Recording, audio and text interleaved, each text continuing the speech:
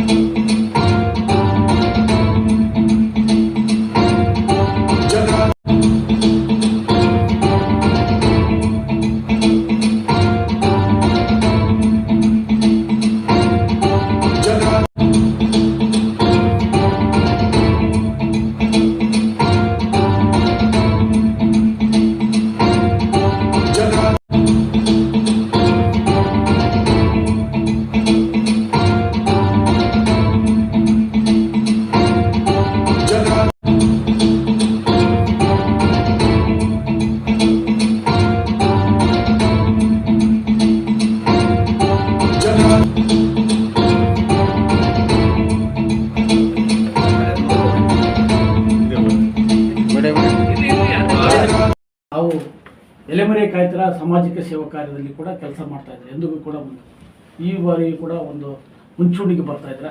ತಮ್ಮ ಪರಿಚಯ, ತಮ್ಮ ಇದನ್ನ ಹೇಳಿ. ಮೊದಲನೇದಾಗಿ ಎಲ್ಲ ಮಾಧ್ಯಮದವರಿಗೆ ನಮಸ್ಕಾರ. ನನ್ನ ಹೆಸರು ಸನ್ನಿ ಆರ್ ರಾಜಮನೆ ಅಂತೇಳಿ. ನನ್ನ ನೇಟಿವ್ ಬಂದು ದಾವಣಗೆರೆ ಡಿಸ್ಟಿಕ್ ಚನ್ನಗಿರಿ ತಾಲೂಕು ತಣಿಗೆರೆ ಅಂತ ಒಂದು ಗ್ರಾಮ. 2012 ನಾನು ಬೆಂಗಳೂರಿಗೆ ಬರ್ತೀನಿ, ಉದ್ಯೋಗ ಮಾಡಬೇಕು ಅಂತೇಳಿ, ಒಂದು ಬಿಸ್ನೆಸ್ ಮಾಡಬೇಕು ಅಂತೇಳಿ ಬೆಂಗಳೂರಿಗೆ ಬಂದು ಸ್ಟಾರ್ಟಿಂಗ್ ಬಂದು ನಾನು ಜಿಗಣಿಲಿ ವಾಸವಾಗಿರ್ತೀನಿ ಒಂದು 5 ವರ್ಷ. ಅದಾದಮೇಲೆ ಟ್ರಾವೆಲ್ಸ್ ಎಲ್ಲ ಮಾಡ್ತೀನಿ. ಟ್ರಾವೆಲ್ಸ್ ಎಲ್ಲ ಬಿಸ್ನೆಸ್ ಹಂತವಾಗಿ ಬಿಸ್ನೆಸ್ ಚೇಂಜ್ ಮಾಡ್ಕೊತ ನಾಗರಬಾವಿಲಿ ಆಫೀಸ್ ಮಾಡಿಕೊಂಡು ರಿಯಲ್ ಎಸ್ಟೇಟು ಮತ್ತು ಇಂಡಸ್ಟ್ರಿಯಲ್ ಜಾಗಗಳೆಲ್ಲ ತೊಗೊಂಡು ವೇರ್ ಹೌಸ್ ಕನ್ಸ್ಟ್ರಕ್ಷನ್ ಮಾಡ್ತಾ ನಾನು ಕಳೆದ ಒಂದು 2 ಇಯರ್ಸ್ ಬ್ಯಾಕು ಗಾಂಧಿನಗರ ಈ ಆಫೀಸಲ್ಲಿ ಆಫೀಸ್ ಮಾಡ್ತೀನಿ.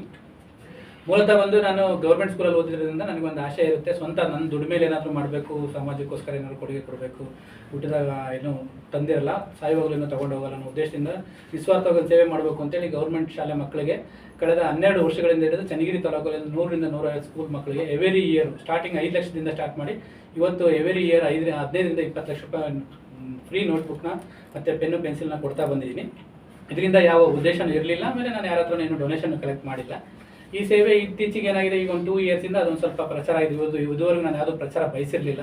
ಈ ವರ್ಷವೂ ಅಷ್ಟೇ ನಮ್ಮ ಊರಲ್ಲೆಲ್ಲ ಒಂದು ಸ್ವಲ್ಪ ಚೆನ್ನಾಗಿ ಫಂಕ್ಷನ್ ಎಲ್ಲ ಮಾಡಿಕೊಟ್ರು. ಈ ಸಲ ನಾನು ಬರ್ತ್ಡೇ ಆಚರಣೆ ಮಾಡ್ಕೋಬೇಕು ಅನ್ನೋದು ನಮ್ಗೆ ಉದ್ದೇಶ ಇಲ್ಲ. ಯಾಕಂದರೆ ನಾವು ಹಳ್ಳಿ ಕಡೆಯಿಂದ ಬಂದರೆ ಜನ ನಮಗೆ ನಮ್ಮ ಬರ್ತ್ಡೇ ಇವೆಲ್ಲ ಇಷ್ಟ ಇರಲಿಲ್ಲ. ಈಗ ನಾನು ಮೊನ್ನೆ ನಮ್ಮ ಫ್ಯಾಮಿಲಿ ಕರ್ಕೊಂಡು ನಾನು ತಿರುಪತಿಗೆ ಹೋದಾಗ ನಮ್ಮ ಹುಡುಗರು, ನಮ್ಮ ಬ್ರದರ್ಸ್ ಅವರೆಲ್ಲ ಸೇರಿಕೊಂಡು ಈ ಥರ ಎಲ್ಲ ಮಾಡಿದ್ದಾರೆ. ಬರೋ ವರ್ಷೊತ್ತಿಗೆ ನಿನ್ನೆನೂ ಸ್ವಲ್ಪ ಮೀಡಿಯಾಗಳಿದ್ದು ಅದನ್ನು ನೋಡಿ ನನಗೂ ಒಂದು ಸ್ವಲ್ಪ ಹೊಸ ಥರ ಅನ್ನಿಸ್ತು. ಹಾಗಾಗಿ ತಮ್ಮನ್ನೆಲ್ಲ ನೋಡಿ ಇನ್ನೂ ಹೊಸದನ್ನಾಗಿ ಆಗಿಬಿಟ್ಟಿದೆ ಸರ್ ನನಗೆ. ಸರ್, ಈಗ ಮುಂದೆ ಏನೇನು ಉದ್ದೇಶಗಳು ಇಟ್ಕೊಂಡಿದೆ ಸರ್? ಇವತ್ತು ಈಗಾಗಲೇ ಸಾಮಾಜಿಕ ಸೇವಕರಿಂದ ಜನನೇ ಮೆಚ್ಚಿ ನಿಮ್ಮನ್ನ ಇದು ಮಾಡ್ತಾ ಇದ್ದಾರೆ. ಮುಂದೆ ಉದ್ದೇಶಗಳು ಅಂದರೆ ಏನಿಲ್ಲ ಸರ್. ಈಗ ಮೊದಲು ಮನುಷ್ಯ ಯಾರು ಆದಮೇಲೆ ಪ್ರತಿಯೊಂದು ಹಂತಕ್ಕೆ ಹೋದ್ಮೇಲೆ ನೆಕ್ಸ್ಟ್ ಸ್ಟೆಪ್ ಅಂತ ಇದ್ದೇ ಇರುತ್ತೆ. ಈಗ SLC ಮುಗಿದ್ಮೇಲೆ PUC ಮೇಲೆ ಡಿಗ್ರಿ ಈ ಥರ ನಮಗೇನಿರುತ್ತೆ, ಫಸ್ಟ್ ನಾನು ನನ್ನ ಮನೆ ಅಂತ ನಾವು ದುಡಿಬೇಕು, ಚೆನ್ನಾಗಿರ್ಬೇಕು, ಸೆಟ್ಲ್ ಆಗಬೇಕು ಅನ್ನೋದಿತ್ತು. ಸೆಟ್ಲ್ ಆಗಬೇಕು ಅಂದರೆ ಹೆಂಗೆ ಅಂದರೆ ಫಸ್ಟ್ ನಾವು ಸ್ವಂತ ನಿಯತ್ತಾಗಿ ದುಡಿದಿರಬೇಕು. ನಾವು ಯಾರಿಗೋ ನಮಗೆ ಬಿಗ್ ಬಾಸ್ ಇದ್ದಾರೆ, ಗಾಡ್ ಫಾದರ್ ಇದ್ದಾರೆ ಅಂದ್ಕೊಂಡು ನಾವು ಬೆಳೆದಂಗೆ ನಮ್ಮ ಮನೇಲಿ ನಾನಿಲ್ಲ ಅಂದರೂ ನಮ್ಮ ಮನೆತನ ಬೆಳೆದೋಗೋ ಥರ ಏನಾದ್ರು ಸೋರ್ಸ್ ಮಾಡಿಡಬೇಕು. ಮಾಡಿಟ್ಟು ಆದಮೇಲೆ ಮುಂದಿನ ಕ್ಷೇತ್ರ ನನಗೆ ಇವ್ರು ರಾಜಕೀಯ ಅನ್ನೋದು ಇಷ್ಟ ಇರಲಿಲ್ಲ. ಬಟ್ ಅದೇನಾದ್ರೆ ರಾಜಕೀಯಕ್ಕೆ ಹೋಗ್ತೀವಿ ಅಂದರೆ ಅಟ್ಲೀಸ್ಟ್ ನಮ್ಮ ಮನೆಗೆ ನಾನಿಲ್ಲ ಅಂದರೂ ಮನೆಗೆ ಏನಾದ್ರು ಸೋರ್ಸ್ ಮಾಡಿಟ್ಟು ಆಮೇಲೆ ಹೋಗಬೇಕು, ನಾವು ಭದ್ರ ಮಾಡ್ಕೋಬೇಕು. ಆಮೇಲೆ ಸೇವೆ ಮಾಡೋಕ್ಕೋಸ್ಕರ ಹೋಗ್ಬೇಕಲ್ಲಿ. ನಮಗೆ ಇವಾಗ ರಾಜಕೀಯಕ್ಕೆ ದುಡ್ಡು ಖರ್ಚು ಮಾಡಿ ಹೋಗ್ತೀವಿ, ನಾಳೆ ಅದಷ್ಟೇ ಮಾಡಬೇಕು ಅಂತ ಹೋಗಬಾರ್ದು. ಅದಕ್ಕೋಸ್ಕರ ನಾವು ಇವತ್ತು ಇಂಡಸ್ಟ್ರಿಯಲ್ ಶೆಡ್ಗಳೆಲ್ಲ ವೇರ್ ಹೌಸ್ ಕಟ್ಕೊಂಡಿದ್ದೀನಿ. ಸ್ವಲ್ಪ ತಿಂಗಳ ಮನೆಗೆ ಒಂದು 5ರಿಂದ 10 ಲಕ್ಷ ಬರಬೇಕು ಅನ್ನೋ ಕಾನ್ಸೆಪ್ಟ್ ಮಾಡಿಟ್ಟು ಇಷ್ಟು ವರ್ಷ ಕಷ್ಟಪಟ್ಟು ಇವಾಗ ಹಾಸ್ಪಿಟಲ್ ವೇರ್ ಹೌಸ್ ಎಲ್ಲ ಕಟ್ಟಿ ರೆಂಟ್ ಬರೋ ಥರ ಮಾಡಿಟ್ಟಿದ್ದೀವಿ. ಮುಂದಿನ ದಿನಮಾನಗಳಲ್ಲಿ ರಾಜಕೀಯಕ್ಕೆ ಹೋದ್ರೂ ಸಹ ಜನಸೇವೆ ಮಾಡೋಕ್ಕೆ ಹೋಗಬೇಕು ಅಂತಿದೆ ಬಿಟ್ಟರೆ ನಾವು ಅಲ್ಲಿಂದ ಏನೋ ದುಡಿಬೇಕು ಅಂತ ಹೋಗೋ ಉದ್ದೇಶ ಇಲ್ಲ ಸರ್. ತಾವು ಮಲೆನಾಡು ಪ್ರದೇಶದಿಂದ ಬಂದಿರ್ತಂದ್ರೆ ಚನ್ನಗಿರಿ ಅಡಿಕೆ ಬೆಳತಕ್ಕಂಥ ಪ್ರದೇಶದಿಂದ ತಾವು ಬಂದಿರುವಂಥವ್ರು. ಅಲ್ಲಿಯ ಜನ ಭಾಳ ಸೂಕ್ಷ್ಮ. ತಮ್ಮ ಸಾಮಾಜಿಕ ಸೇವೆ ಕಾರ್ಯ ಕಂಡು ಇವತ್ತಿಗೂ ಕೂಡ ತಮ್ಮನ್ನು ಇಷ್ಟಪಡುವಂಥ ಜನರು ಇದ್ದಾರೆ ಸರ್.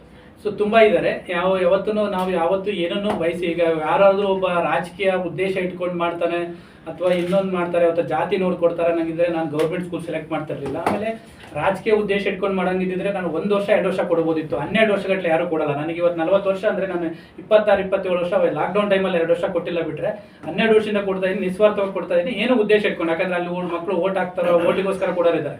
ಇವ್ನು ರಾಜಕೀಯ. ಆಮೇಲೆ ಬೆಂಗಳೂರಲ್ಲಿ ಹೋಗಿ ಸೋಷಿಯಲ್ ವರ್ಕ್ ಮಾಡಿದ ತಕ್ಷಣ ಬೆಂಗಳೂರಿಂದ ಹೋಗಿ ಊರಿಗೆ ಏನೋ ಕೊಡ್ತಾವೆ ಅಂದರೆ ಬೆಂಗಳೂರಾಗ ಲೂಟಿ ಹೊಡ್ಕೊಂಬಂದು ಕೊಡ್ತಾವನೆ, ಟ್ಯಾಕ್ಸ್ ಕಟ್ಟಕ್ಕಾಗದೆ ಕೊಡ್ತಾ ಇಲ್ಲ. ಇವೆಲ್ಲ ಮಾತುಗಳು ನಾವು ಮೊದಲು ಕೇಳಿದೀವಿ, ದೊಡ್ಡವ್ರ ಬಾಯಲ್ಲಿ ಕೇಳಿದ್ವಿ, ಚಿಕ್ಕ ಮಕ್ಕಳು ಬಾಯಲ್ಲಿ ಕೇಳಿಲ್ಲ. ಚಿಕ್ಕ ಮಕ್ಕಳನ್ನ ಯಾಕೆ ನಾನು ಸೆಲೆಕ್ಟ್ ಮಾಡ್ಕೊಂಡೆ ಅಂದರೆ ಅವರಲ್ಲಿ ಒಂದು ಒಳ್ಳೆ ಗುಣ ಇರುತ್ತೆ. ಯಾಕಂದರೆ ಕೊಟ್ಟದನ್ನ ಖುಷಿಯಿಂದ ಅಕ್ಸೆಪ್ಟ್ ಮಾಡ್ತಾರೆ. ದೊಡ್ಡವರಾದ್ರೆ ಏನೋ ಲೂಟಿ ಹೊಡ್ಕೊಂಬಂದು ತಂದು ಕೊಟ್ಟ, ರಾಜಕೀಯಕ್ಕೆ ಬರೋಕ್ಕೋಸ್ಕರ ಕೊಟ್ಟ, ಇವೆಲ್ಲ ಹೇಳ್ತಾರೆ ಅನ್ನೋ ಉದ್ದೇಶದಿಂದ ನಾಳೆ ಚಿಕ್ಕ ಮಕ್ಕಳು ನಾವು ಈಗ ಕೊಟ್ಟರೆ ದೊಡ್ಡವರಾದ್ಮೇಲೆ ಅವರು ಕೊಡಲಿ ಅನ್ನೋ ಒಂದು ಉದ್ದೇಶ, ಅವರಲ್ಲಿ ಬೆಳೀಲಿ ಅನ್ನೋ ಒಂದು ಒಳ್ಳೆ ಉದ್ದೇಶದಿಂದ ನಾವು ಈ ಗೌರ್ಮೆಂಟ್ ಸ್ಕೂಲ್ ಮಕ್ಕಳು ಸೆಲೆಕ್ಟ್ ಮಾಡಿ ಕೊಡ್ತಾ ಇದ್ದೀವಿ ಸರ್. ಇದರಿಂದ ಯಾವುದೇ ಸ್ವಾರ್ಥ ಇಲ್ಲ.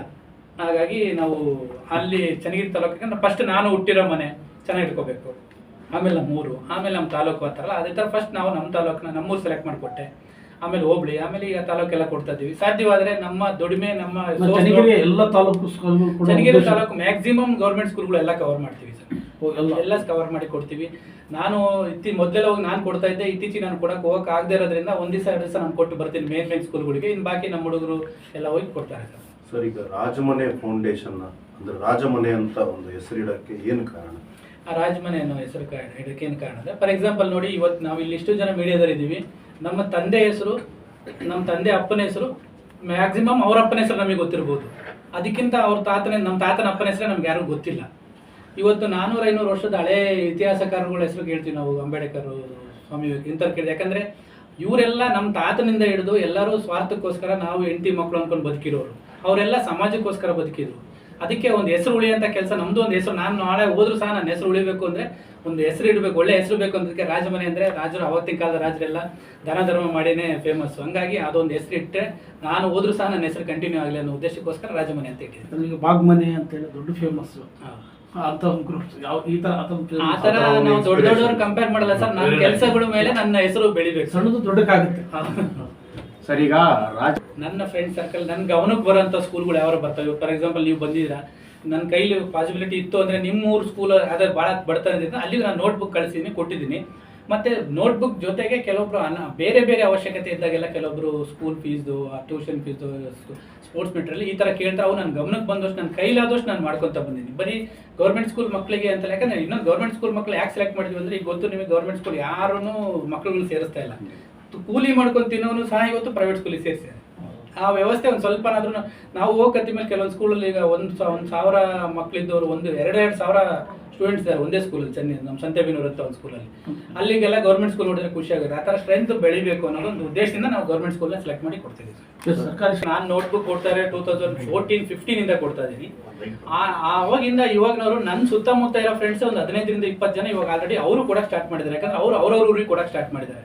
ಕೆಲವೊಬ್ರು ನನಗೆ ಫಂಡ್ ಕೊಡ್ತೀನಿ ಅಂತಾನು ಬಂದರು. ಅಂದರೆ ನೋಟ್ಬುಕ್ಗೆ ನಾನು ಡೊನೇಷನ್ ಮಾಡ್ತೀನಿ, ಒಳ್ಳೆ ಕೆಲಸ ಮಾಡ್ತಿದೀಯಾ, ನಾನು ಕೊಡ್ತೀನಿ ಅಂತ ಬಂದವ್ರಿಗೂ ನಾನು ನಯವಾಗ ಹೇಳಿದ್ದೇನೆಂದರೆ, ನಿಮ್ಮೂರಲ್ಲಿ ಹೋಗಿ ನಿಮ್ಮೂರಿಗೂ ಕೊಡೋಣ, ಸಾಧ್ಯವಾದ ನಾನು ಒಂದು ಸ್ವಲ್ಪ ಹಾಕ್ತೀನಿ ಅಂತೇಳಿ ಅವ್ರ ಊರಿಗೆ ಇವಾಗ ಎವ್ರಿ ಇಯರ್ ಅವರು ಒಂದು 8-10 ಜನ 50,000, 40,000, 30,000 ನೋಟ್ಬುಕ್ ಮಾಡಿ ಅವ್ರವ್ರ ಊರಿಗೆ ಕೊಡ್ತಾರೆ. ಅದರಿಂದ ನಮಗೆ ಖುಷಿ ಇದೆ.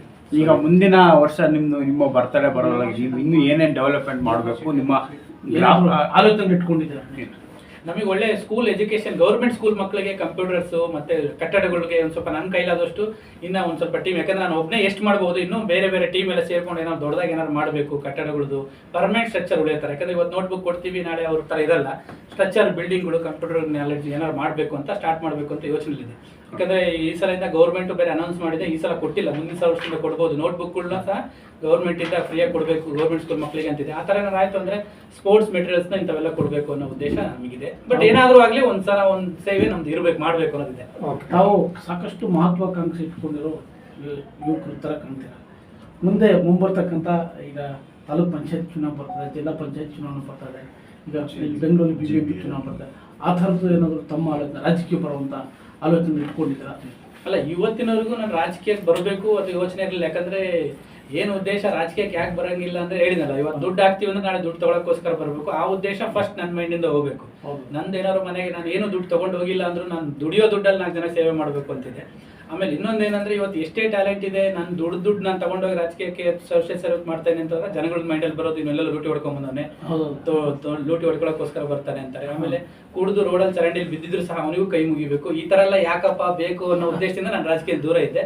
ಬಟ್ ಕೆಲವೊಬ್ರು ಇತ್ತೀಚೆಗೆಲ್ಲ ನನ್ನ ಫ್ರೆಂಡ್ಸ್ ಎಲ್ಲ ಭಾಳ ಫೋರ್ಸ್ ಮಾಡ್ತಾ ಇದ್ದಾರೆ, ಮುಂದಿನ ದಿನಮಾನಗಳಲ್ಲಿ 28ಕ್ಕೋ ಯಾವ್ದಾರ ಒಂದು ಕ್ಷೇತ್ರಕ್ಕೆ MLA ಗೆ ಟ್ರೈ ಮಾಡಿ ಅಂತ ಎಲ್ಲ ಹೇಳ್ತಿದ್ದಾರೆ. ಬಟ್ ನಾವು ಇನ್ನೂ ನಮ್ದು ST ರಿಸರ್ವೇಷನ್ ಕಮ್ಯುನಿಟಿ ಆಗಿರೋದ್ರಿಂದ ನಾನು ಇನ್ನೂ ಯಾವುದೂ ಸೆಲೆಕ್ಟ್ ಮಾಡಿಲ್ಲ. ಯಾಕಂದ್ರೆ ನಮಗೆ ಯಾರು ಗಾಡ್ ಫಾದರ್ ಇಲ್ಲ, ಯಾರು ಬಿಗ್ ಬಾಸ್ ಇಲ್ಲ. ಈಗ ಏನಂದ್ರೆ ನಾವು ನಮ್ಮ ಹಿರಿಯರು ಇದ್ದಾರೆ, ಅವ್ರವ್ರ ಮಾರ್ಗದರ್ಶನದಲ್ಲಿ ನಾವು ಹೋಗ್ಬೇಕು ಅಂತಿದ್ದೀವಿ. ನಮ್ಮ ಸ್ವಾಮೀಜಿ ಅವರು ಇದ್ದಾರೆ. ಸತೀಶ್ ಜಾರಕಿಹೊಳಿ ಕೂಡ ಆಫೀಸ್ ಉದ್ಘಾಟನೆ ಬಂದಿದ್ರು, ತಾವು ಕೂಡ ಸಮುದಾಯಕ್ಕೆ ಸೇರ್ತೀರಾ. ಮುಂದೆ ಅವರು ಕೂಡ ಈಗ ಮುಂಬರ್ತಕ್ಕಂಥ ದಿನಗಳಲ್ಲಿ ಮುಖ್ಯಮಂತ್ರಿ ಅಭ್ಯರ್ಥಿ ಕೂಡ ತಾವು. ಈಗ ಅವ್ರ ಬಗ್ಗೆ ಹೇಳ್ಬೇಕು ಅಂದ್ರೆ ಅವರು ವಿಶಾಲ ಹೃದಯದವರು, ಅವರು ಬಹಳ ಕೆಲಸ ಮಾಡ್ಬೇಕು ಅಂತ. ನಾವು ಅವರಿಗೆ ಒಂದು ಭಾರ ಇರೋಕೆ ಇಷ್ಟಪಡ್ತೀನಿ. ಅವ್ರು ಏನಾದ್ರು ಗುರುತಿಸ್ತಾರೆ ನಮ್ಮನ್ನ ಅಂದ್ರೆ ನಮ್ಮ ಕೆಲಸದ ಮೇಲೆ ಗುರುತಿಸ್ಬೇಕು, ಬಿಟ್ರೆ ನಾವು ಅವ್ರ ಜೊತೆಗೆ ಓಡಾಡಿ ಅವ್ರ ಹಿಂದೆ ಎಲ್ಲ ಓಡಾಡಿ ಆಮೇಲೆ ಅವ್ರು ಯಾರ್ಯಾರಿಗೋ ಕಾಣಿಸೋ ಥರನೇ ನಾವು ಕೆಲಸ ಮಾಡಕ್ಕೆ ನಮ್ಗೆ ಇಷ್ಟ ಇಲ್ಲ. ನಮ್ಮ ಕೆಲಸ ನಾವು ಮಾಡ್ತಾ ಇರಬೇಕು. ನಮ್ಮ ಕೆಲಸ ಒಂದ್ ದಿವಸ ಗುರುತಿಸ್ರು ಅಂದ್ರೆ ಅವ್ರು ನಮ್ಮನ್ನ ಮೆರಿಟ್ ಮೇಲೆ ಕರಿಬೇಕು ಅಂತಿದೀವಿ ಹೊರತು ಬಿಟ್ರೆ ನಾವು ಹೋಗಿ ನಾವು ಮುಂದೆನೆ ಮುಖ ತೋರಿಸಿ ನಾವೇನೋ ಮಾಡಬೇಕು ಅನ್ನೋದು ನಮ್ಮ ಮೈಂಡಲ್ಲಿ ಇಲ್ಲ ಸರ್. ತಮಗೆ ಬಂದಿರೋ ಅಂತ ಬಂದಿದೆ. ಸುವರ್ಣ ಕನ್ನಡಿಗ ನ್ಯೂಸ್ನವರು ಒಂದು ಸುವರ್ಣ ಕನ್ನಡಿಗ ಅವಾರ್ಡ್ ಕೊಟ್ಟರು, ಗ್ಯಾರಂಟಿ ನ್ಯೂಸ್ನವರು ಒಂದು ಗ್ಯಾರಂಟಿ ಗೇಮ್ ಚೇಂಜರ್ ಅಂತ ಕೊಟ್ಟರು, ಮತ್ತೆ ಗಾರ್ಡನ್ ಸಿಟಿ ಯೂನಿವರ್ಸಿಟಿ ಅವರು ಒಂದು ಅವಾರ್ಡ್ ಎಲ್ಲ ಕೊಟ್ಟರು. ಈ ತರ ಕೊಟ್ಟಿದ್ದಾರೆ ಸರ್. ನಾವು ಯಾವತ್ತೂ ಅವಾರ್ಡು ಮತ್ತೆ ಪ್ರಚಾರ ಯಾವತ್ತೂ ಬಯಸಿಲ್ಲ.